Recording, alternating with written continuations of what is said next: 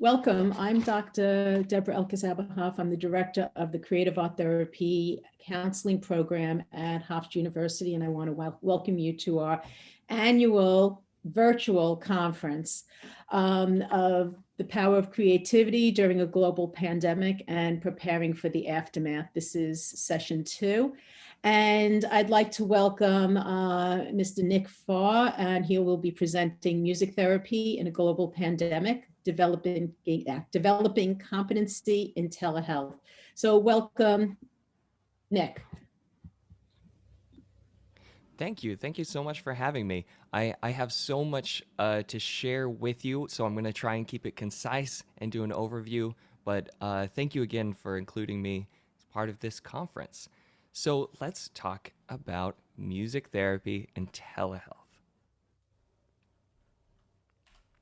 So here's an overview of some of the things I will be going over today, defining services, some fundamentals and ethical considerations, considerations making for the therapist and the clients, which video conferences we use, audio settings, hardware, software, and how does all of this apply to the work and why does it matter? Let's take a look. So first, what is music therapy? I'm going to start with a really brief definition, but one of the issues we have with defining it comes from our name, right? What do physical therapists do? Work on physical things. What do speech therapists do? But when you come to us, art therapists and music therapists, what do we do? Do we just treat art, music domains? No, we go outside of those, and that comes with the issues in our definition. So here's our professional association, clinical and evidence-based use of music interventions to accomplish individualized goals within a therapeutic relationship by a credentialed professional who has completed an approved music therapy program. So vague. What do music therapists do? So we look to the literature for a little bit more. That music therapy is a reflective process where the therapist helps the client to optimize the client's health using various facets of music experiences and relationships formed through the impetus for change. It's defined here, music therapy is the professional practice component of the discipline, which informs and is informed by theory and research, and this is from Bruscia. So like other creative arts therapies, the challenge comes from multiple areas, including the communities we serve as therapists and the domains that we address. But we're here to talk a little bit more about music therapy in a pandemic. So I briefly wanted to acknowledge before we go into telehealth some of the creative ways music therapists who work with, for example, older adults have found ways to maintain connections with clients is to have individual and group music experiences from outside their windows. Well, when the weather was better. These experiences may include any of the 4 methods of music therapy, which includes recreation of music, composition, improvisation, and receptive music experiences. The music therapists have modified their approach to reach out to parts of our population that have been the most isolated. However, outside of these communities, the vast majority of music therapists were thrown into telehealth with little or no experience. So let's talk about some of the telehealth fundamentals. What is telehealth? Well, it is behavioral or mental health through telecommunication, right? Something I see brought up in online groups all the time is they're asking about, well, where can I provide services? Where am I qualified? The location of the client is the legal location of service, always. So if you are going to be providing services to someone in Texas, you have to make sure that you are qualified to provide that service in their state. It doesn't not matter where the therapist is, it matters where the client is. And people have asked questions about traveling or vacations. That's fine. It just comes down to the legal address of the client. So make sure you comply with the local laws and regulations. And telehealth applies to the whole scope of practice: assessment, referrals, evaluations, treatment, supervision, and consultations. And it is, just like in-person work, the clinician's responsibility to comply with the ethical standards that apply to telehealth. So I always see people, of course, we need to vent about some of the frustrations we have with telehealth, but there are unique benefits to telehealth as well. Number one, accessibility, access to remote locations. For example, a local example here on Long Island at the clinic that I work at, the Music Academy, we often get calls from people way out at the end of the island who say, we don't have services out here. Do you have someone that can come out to us? And it's not always the case, but now they're seeing us. They're getting services through our clinic because they can join us through telehealth. And also we have access to underserved populations because within our states, if we're qualified to provide within the state, we can go anywhere in the state to provide services. And for the patient or client perspective, it can help remove some of the stigma of popping onto your screen to see your therapist in a private place. You won't run into your neighbor in the lobby. You won't run into someone from work. And also, if you have competing responsibilities, you need to feed your kids, make sure they do their homework. Taking a trip to a therapist's office may be too much to be able to handle. But if I can just pop on my screen for 30 minutes or an hour, maybe more accessible. Also, we get access to specialists, which we may not have had access to before.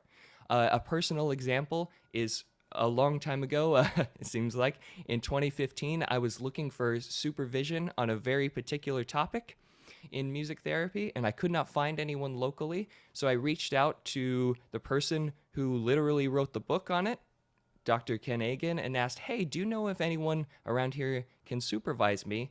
And he said, I don't, but how about we work together? Record your sessions, and we'll have supervision. Back then, it was over Skype. Wonderful. Great. I never had access to him in that location. Also, it allows us to collaborate with family. We get to know the experiences of our client, their day-to-day lives. What space do they live in? What does it sound like? What does it look like? Who is there? And what are the dynamics that work in between them?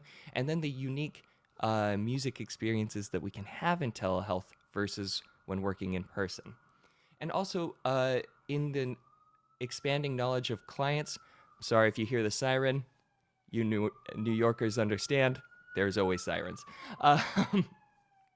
But understanding the knowledge base of our clients, for example, I had been working with this young boy for a few years, and in the clinic space, the therapist who evaluated him wrote, I remember this quote, one of the most anxious children she had ever seen in 30 years.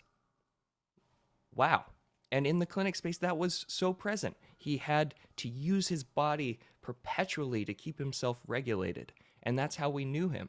And in our first telehealth session, where he's in the comfort of his own home, he pops onto the screen and he's sitting there calmly looking at us. I had never seen him like that before. This was a whole new part of his self that I was able to understand and connect with. So a brief overview on ethical considerations, because they're always important. So some of the state differences, right? To provide the state license here is LCAT. Although in some cases you can provide music therapy without it. We have these weird things going on. However, in Utah, they have a state, my home state, they have a state certified music therapist. I don't have that, so I cannot provide music therapy in Utah. Washington State has no state license.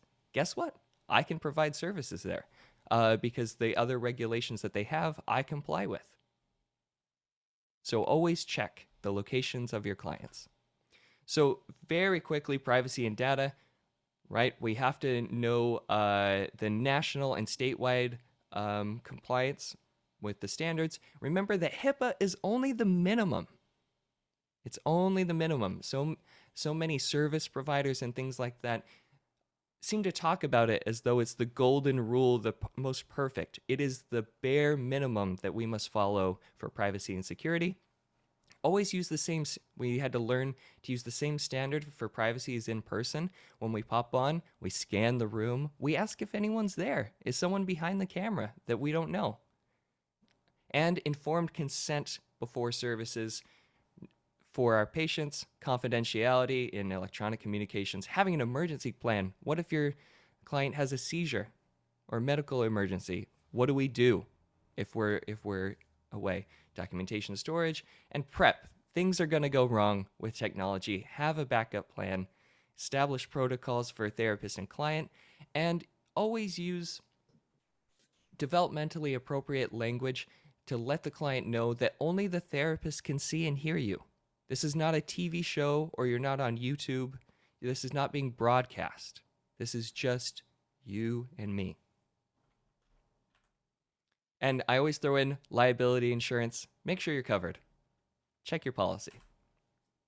Now, what I think is one of the most important aspects when it comes to music therapy telehealth is aesthetics.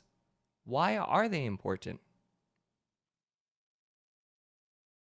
How do they impact the treatment and client experiences? And do they have an effect on the motivation within treatment? So here's some considerations. This was my first attempt at a telehealth rig in last March. I went as crazy as I could to try and embrace everything that we had. So a quick overview. And these are things that are not necessary if we don't have access to all of these things, but if you do, this is a sort of guideline towards best practice. Ethernet over Wi-Fi. Why? Ethernet has become great over the past few years, but there is still what's called packet loss, which is inconsistencies. So we lose higher quality video, higher quality audio. So if you can work on a device that's connected by Ethernet, it's great. Camera placement, some of you may have something where you can't change that necessarily. It's connected to your laptop or something. We try to go for as much of eye level as we can. Mine's on top of my screen here. The only time I may change that is if I'm playing my piano over here, and I may work from the side view because I want the clients to be able to see my hands as well. I want them to know where the music is coming from.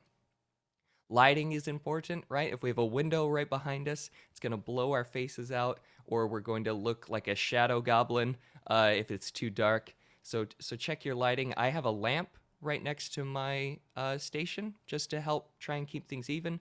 Of course, your background, and you can use effects like blurring your backgrounds or just making them as aesthetically pleasing as possible but not distracting.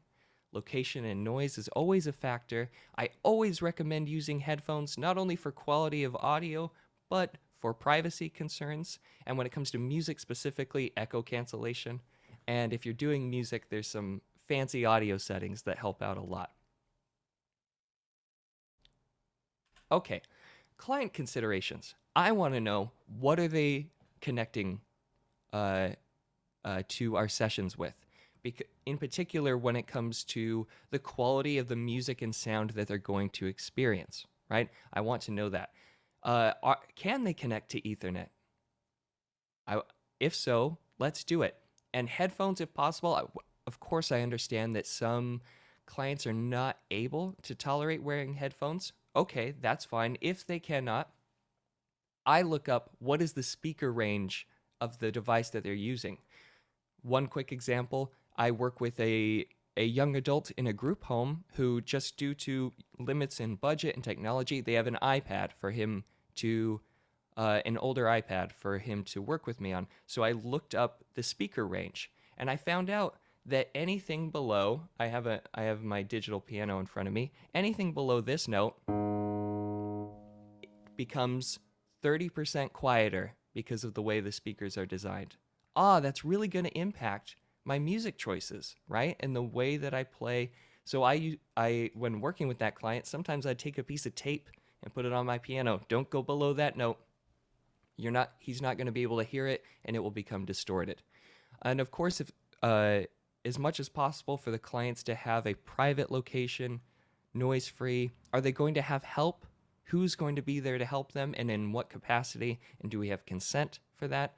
And always do a test call before you have a session, just so we make sure we work out all the bugs and the kinks, so you're not trying to go into your first session and there's a bunch of anxiety of, oh, this doesn't work, I can't hear this, I can't see you. Work those kinks out before, if possible. So I'm not going to go over the video conferencing options as much, but there's a lot of different ones being used. I'm going to discuss why Zoom has become the go-to for many music therapist practitioners who have the option of making a choice. Sometimes we are not able to make those choices. So the big pros: easy screen and audio share, which we can do separately. I can share only my audio or only my screen or both. There's very advanced audio settings which allow me to increase the quality of my music and the client's music, that they can set those settings as well. Hassle-free recording, like we're doing now, meeting through links rather than sharing account information or phone numbers or emails, and group work. In some cases, we may want to use muting options, spotlighting people, literally putting the spotlight on them in the group so they can have a moment to shine. And chat control, this has recently become a huge topic. I recommend, if you are working in any system that you can turn off private chat, do it. You are opening your clients up for opportunities for, I've been made aware of cases of bullying, of sexual harassment, and things like that you may not even know are occurring in the private chats between clients. You can shut that off. I make resource videos about telehealth. I'll share a link to it later of how to turn that off, so you can still use the general chat and everyone can communicate and interact and use that accessibility. And if an event like that occurs, then you know about it as the therapist and facilitator and can address it, right? Just like you do in person. Some of the cons of Zoom, though, right? Some of these are hidden behind paid features and muting themselves. I think that's been fixed, though.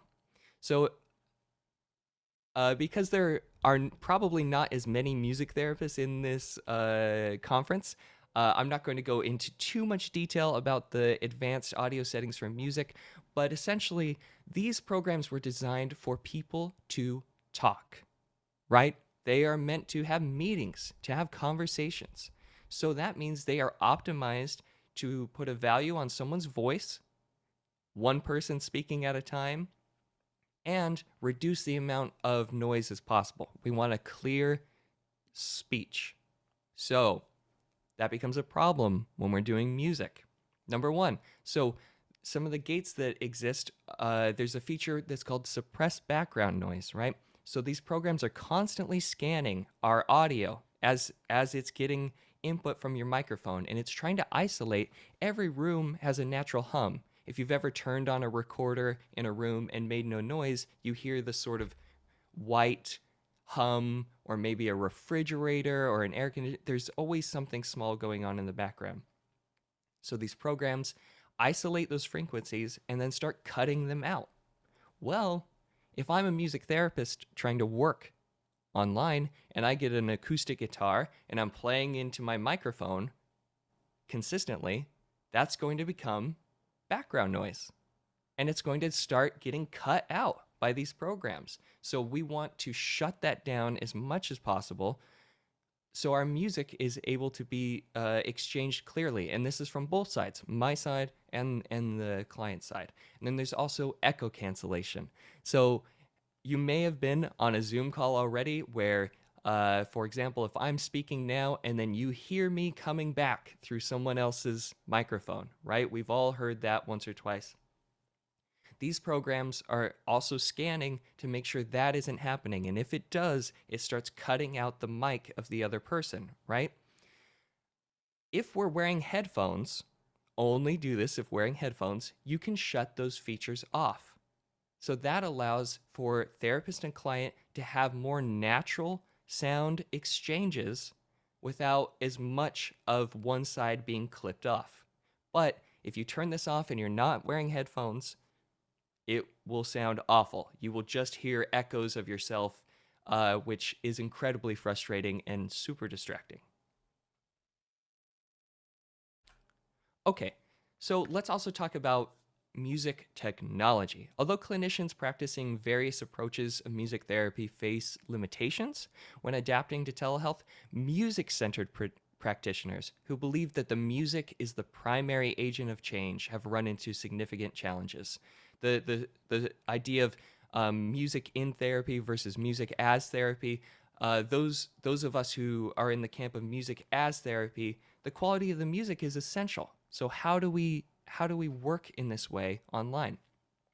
Embracing music technology is a method to significantly expand and enhance our telehealth practices. So, there are many options to optimize your equipment for telehealth. You don't need all of these things to be successful, but finding what you do need or would be beneficial to you can help out your practice. So, audio interfaces are essentially, a mixing board when you go to a concert. It's that, but for your computer. It plugs directly in. So there's inputs, outputs, headphones. What cables do you need? And those such considerations. So this is a beginner one, very common. I literally use the one that's on the top of that stack. There's two things. I put my microphone in there. I put my guitar through the other.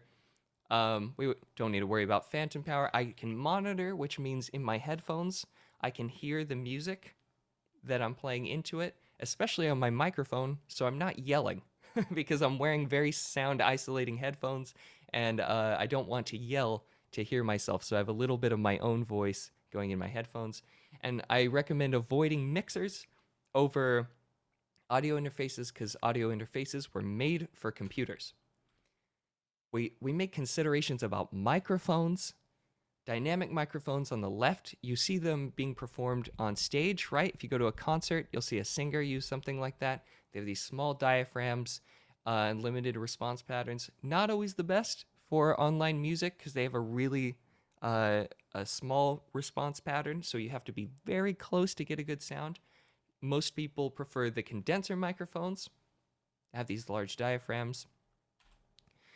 There's all of these different types of headphones that impact your experience and also your client's experience. So think about what are they using and how is that impacting their experience of your therapy session? Do they have something super sound isolating like in-ear monitors or closed back, cans over the ears? Or are they using, AirPods or something like that? It's all going to impact their experience.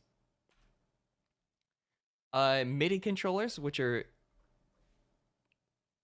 they come in a lot of different shapes and sizes, from keyboards over here to the top left to more pads or combinations of the two, or this really cool one right here, which allows you to play the piano with vibrato. It's touch sensitive.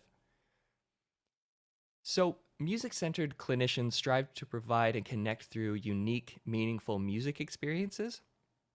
Their training and clinical practice highlights the importance of developing a wide range of musical resources to draw upon within our sessions. And when working in person, there's often an emphasis on the flexibility of tempo or time, which cannot be experienced the same way when working in telehealth. However, clinicians can still work within a mindset, but shifting to an emphasis on other elements of music, such as the timbre, the quality of the sound, harmony, or dynamics, how loud and quiet something is. In our homes, our instrument selections are often limited, but so are the clients. So digital music can be a solution. I consult and talk with many therapists and students who are focusing on the limitations of telehealth, but it's important to examine the unique benefits of music experiences that can occur within telehealth. So now I'm going to stop sharing just for a moment. Come back to me so I can switch over. We're going to look at some other things.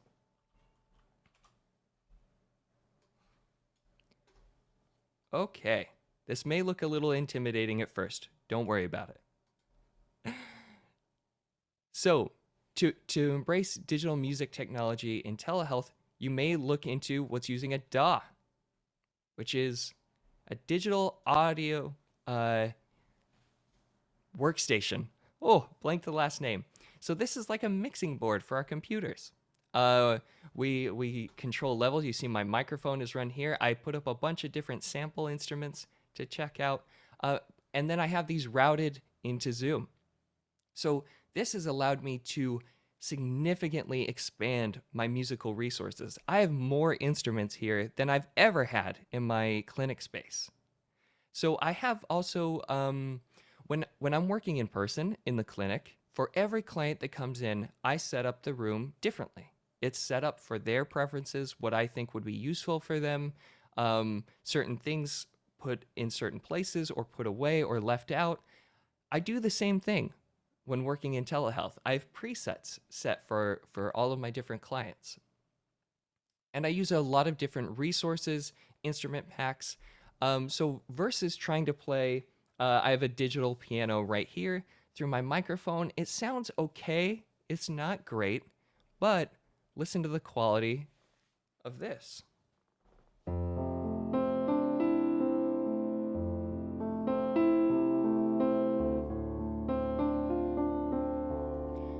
And if you're connected to Wi-Fi and using some good headphones or to Ethernet, you'll probably get the quality of that sound. But remember, if you're not, that may be getting compressed.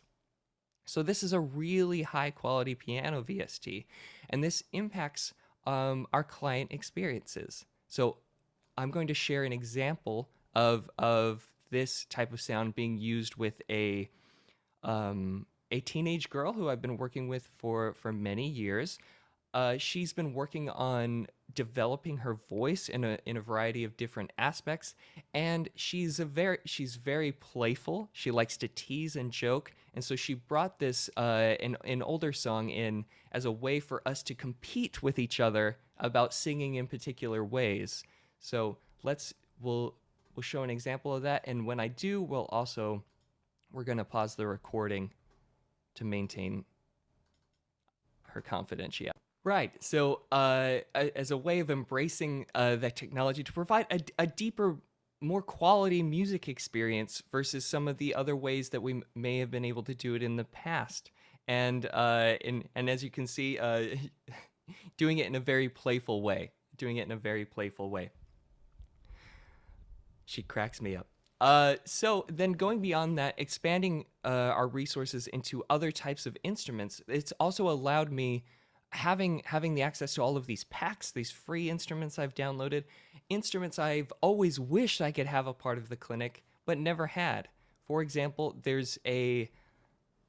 rid of this other video, bring this back. There's a type of instrument that's called a Rhodes. It is an electric piano. It sounds like this. You may recognize the sound.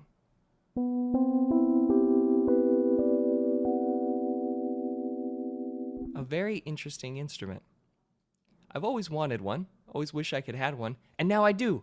And now I can use it clinically. And it impacts our client experiences. So now I'm going to show, we don't have to pause just yet. I'm going to talk about them for a moment. I'm going to share using, working with an adult who's had a long history with music therapy, had recently come back into the service in person before the pandemic had begun, because the initial referral came from, there seems to be nothing in his life that he enjoys coming from his parents, which was I think a tough statement to hear of, wow, there seems to be nothing that he does or is exposed to that he seems to find joy in. But when he was a younger child, music therapy was one of those things that he had enjoyed. So he'd come back, and working with us in the clinic space, he was very wary of us. He seemed very suspicious of us.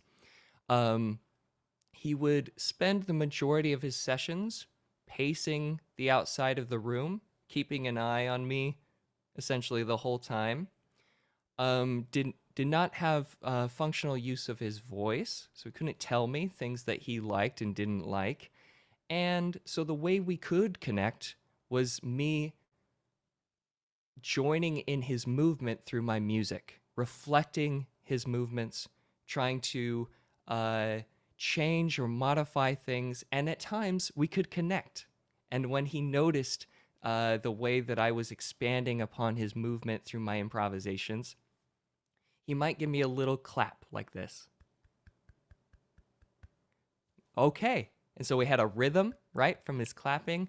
though it was very soft, but it gave me a sense that we're starting to connect, and by him adjusting his movements to my music, great. But then we shift to telehealth, and now he's sitting at a table looking at a screen. One of the only ways we could connect was through his movement. How can I connect with him? How can we find a way to musically engage?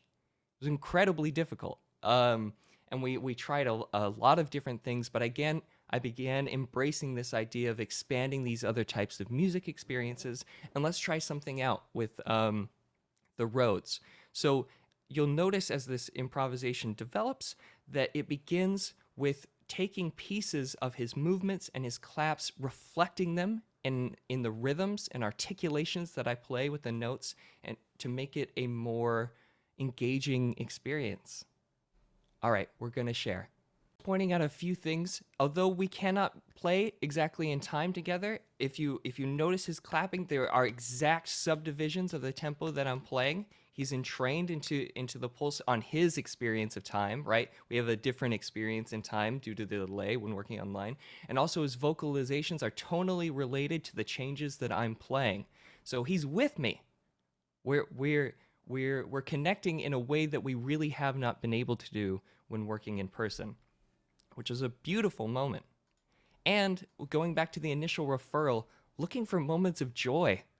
I think we had one. I think we had one there, especially in the isolation of his group home.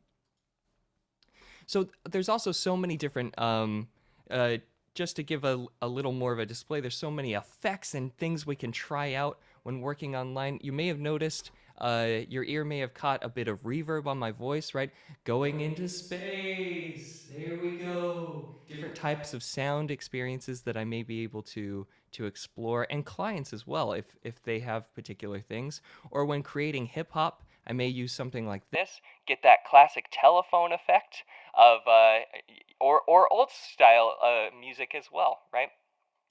More aligned with that type of aesthetic.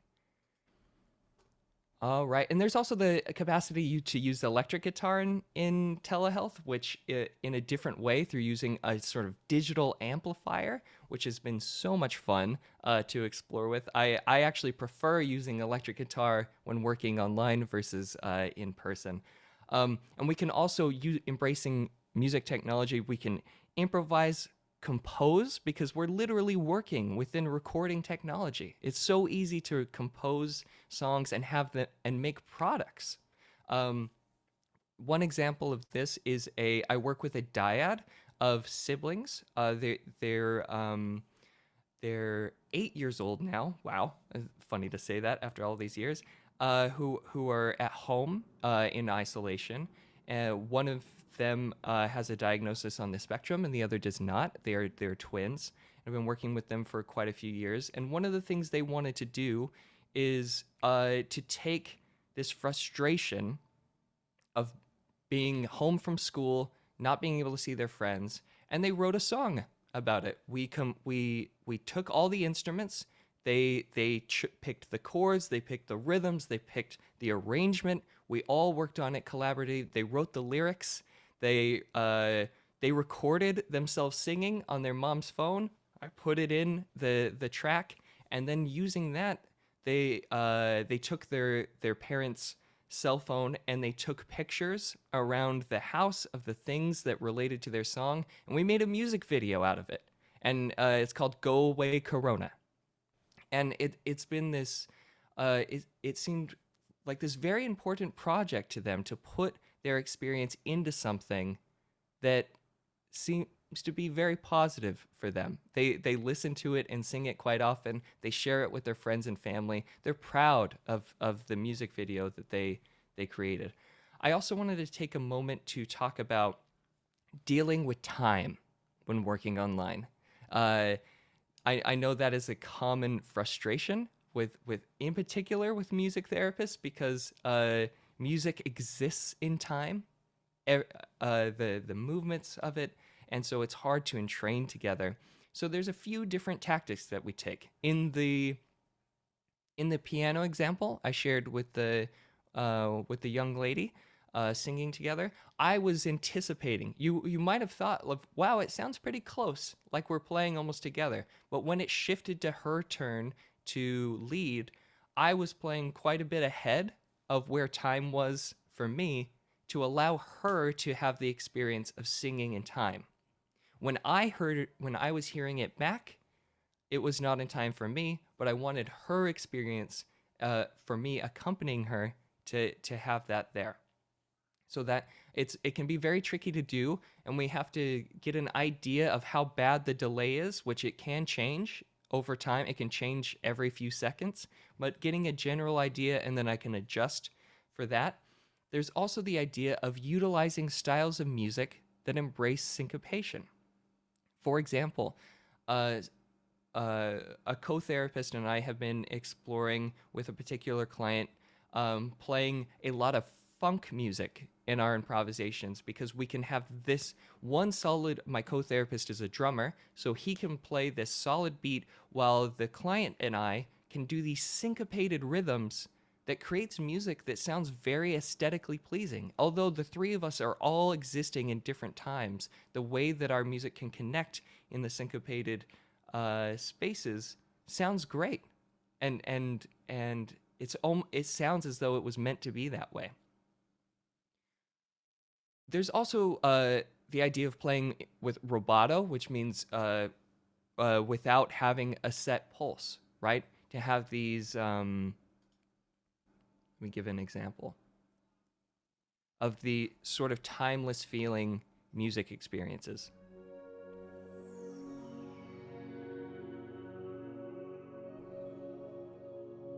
Where time isn't the priority. It doesn't matter how bad the delay is or the lag. If we're singing or vocalizing over this, or doing breathing exercises, or having a receptive music experience.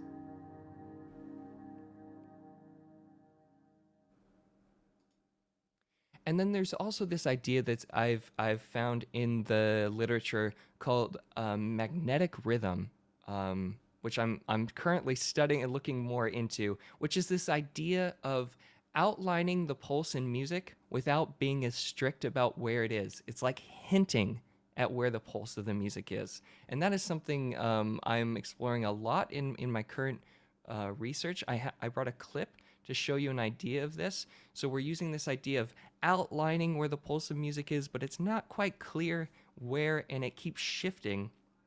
So in this example, I'm working with an adult, again, in a group home.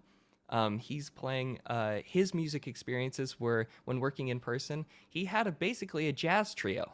He had two therapists, one on the drum set and the other, me, usually on the electric guitar or electric bass, and he played the piano. Now, when working online, this was a difficult thing for us to figure out. So we've been exploring embracing this, and you'll see in this thing, we explore a pseudo-gospel improvisation, because in his, something worth noting, in his initial telehealth sessions, his piano playing was like this. We would set up this space for him, you know, we'd get this established theme, create an open space, an invitation for him to join us musically, and he'd take one finger and go,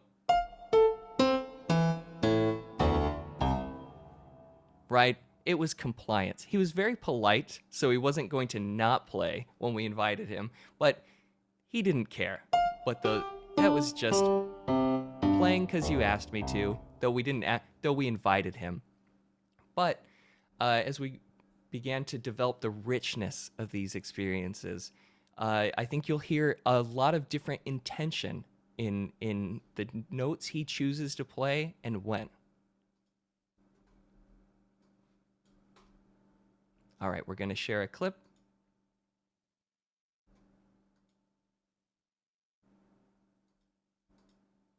Can we pause? Yes. Yes, just wanted to notify you that you have actually 6 minutes left. Yeah. Okay. Yeah, I'm wrapping it up. Thank you.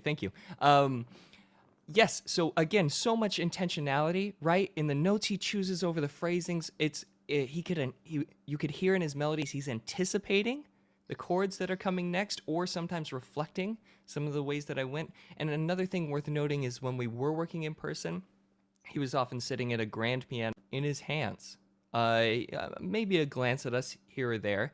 But in this, you can see he's so engaged and invested in what we're playing. He's looking closely. What are they doing, and how does that impact us? So this sort of brings together an example of how us as music therapists have been striving to develop a higher standard of practice. When in March, there were so many music therapists practicing telehealth. It's become sort of my motto in teaching this subject, which was we learned how to make it work, and now we're learning how to make it good. And I think that's the next step that we're working towards, is increasing the quality of care that we can provide through exploring all of these different avenues. And they change over time. And so we're doing the best we can to adapt. Well, should we open for a few questions before we go?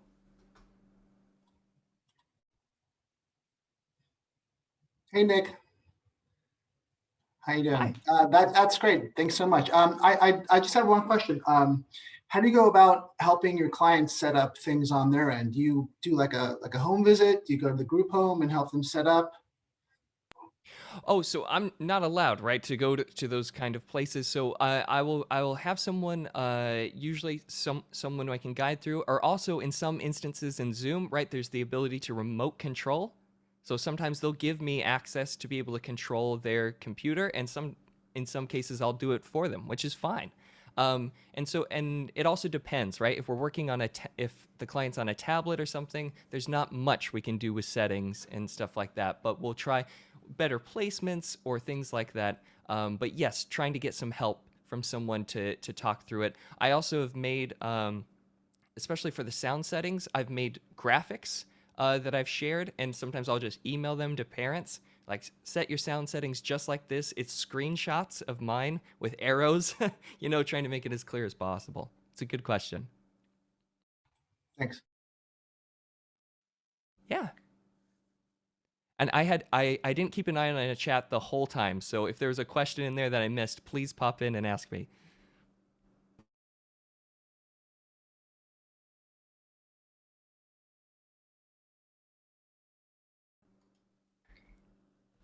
I think there was a question earlier about the Ethernet versus internet.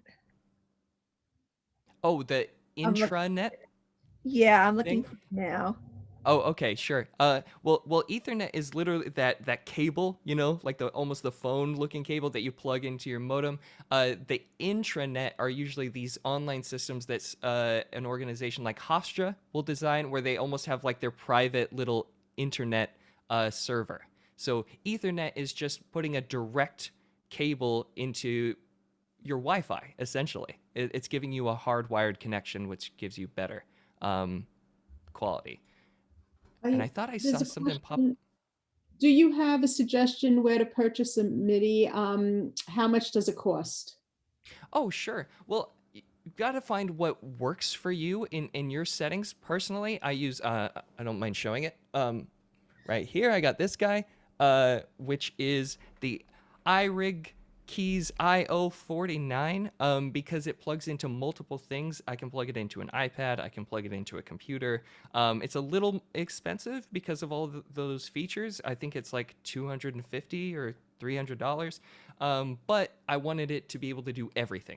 But you can get a 49 key MIDI keyboard for, $50, $100. Yeah, Great. just check if you're especially if you're a pianist, check the response to articulation, because that might bother you with some of the cheaper ones. Before we end, because I think we have to anyway, I just want to let you know that everyone said thank you. This was really great information. They love the way you work with clients. Great presentation. So I just wanted to let you know that that was a lot of what was in the chat at the moment. Oh, well, thank you. Thank you. That's very kind. Okay, great. Thank you so much, Nick. Yeah, thanks for having me. Thanks, Nick. All right, I'm going to end this one. Thank you, everybody. See you all at the next one.